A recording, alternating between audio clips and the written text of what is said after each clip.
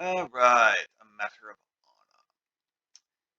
honor. As early TNG Klingon centric episodes go, this one goes extra Klingon and is actually one of the episodes that establishes several things as canon as of TNG that absolutely were not canon in TOS.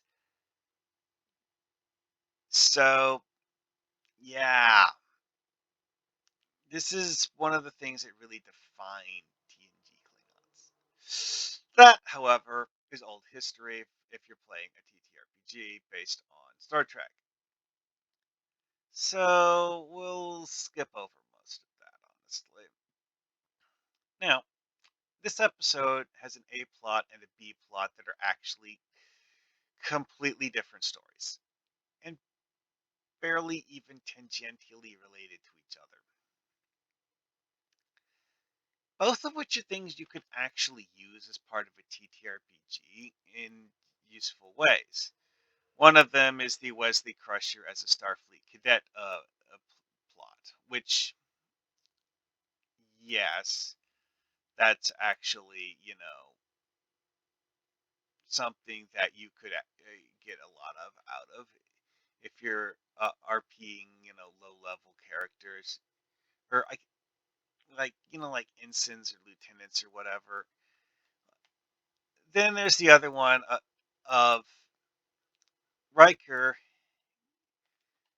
going to a Klingon ship to pretend he's a Klingon officer, which goes hilariously badly. Also, you never see Jonathan Frakes wear a Klingon uniform because he's not. That's not how this particular exchange works. He doesn't actually pretend to be a real Klingon officer. He just hangs out on their ship for a while. And another thing that's amusing about this one is that Riker tries to look up what proper Klingon food is because he doesn't want to, be given something to eat and then just be like, ew, gross. So he wants to know just what all of the things that he's going to get are. And turns out it's wrong. This is one of those things where they don't actually explain how it came out wrong all that well in the episode. It just did. And the general impression I got is that what he got was like a Federation observer's uh, idea as to what Klingon food is, which in some cases seems to be the equivalent of high cuisine and not, what your average person is going to eat for lunch. Which, obviously it's the second one that he actually ends up eating.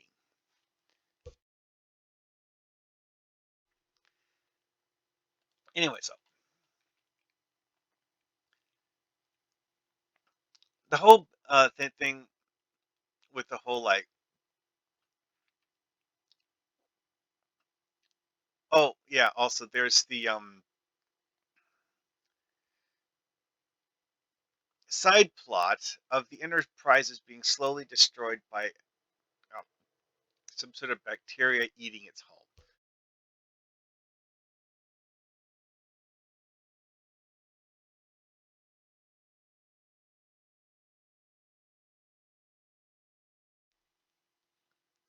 Now, this is something that's interesting here, though, is that this stuff about benzite regulations, um, kind of sort of implies that the benzites aren't normally a part of Starfleet.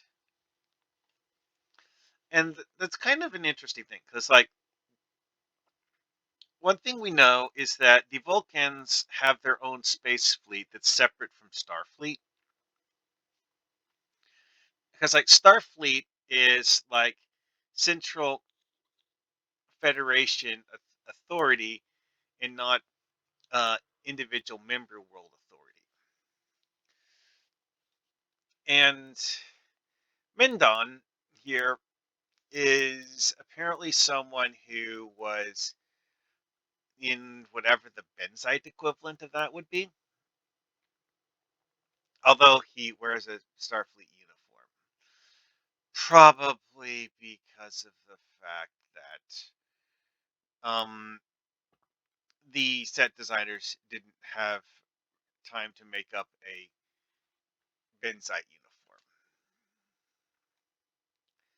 Anyways, also there's this thing where that you have uh, disputes about who is right about an issue and getting into a fist fight over it.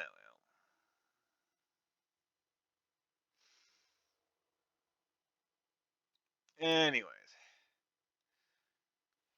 as for the actual aspects of this that would be useful in a TTRPG, the hull eating bacteria thing is something that you could throw in as a random hazard, but it's also one of those things where it's not entirely a important part of the plot. You could just like throw it in as a side thing on almost any plot. The only reason it's important here is because both ships are affected by it, and the Klingons are, shall we say, less skilled at figuring out how to fix it. Also, the Klingon ship actually has the problem worse than the Federation does.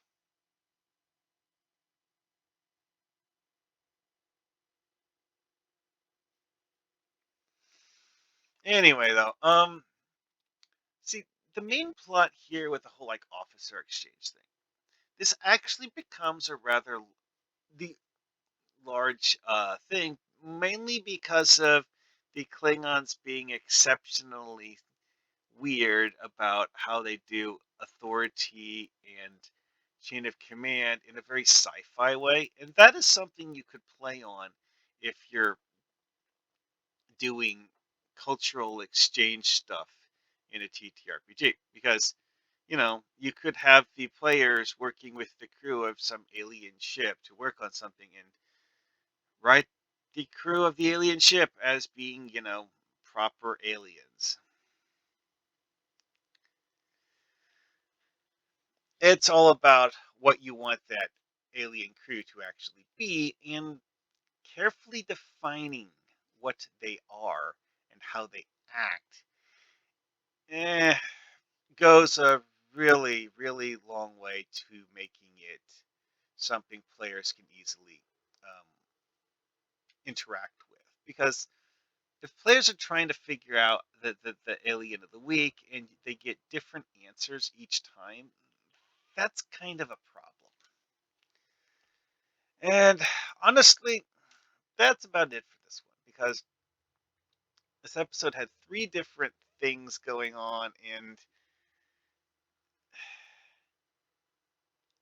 other than all of the stuff about Klingon culture, there really isn't a huge amount to this episode.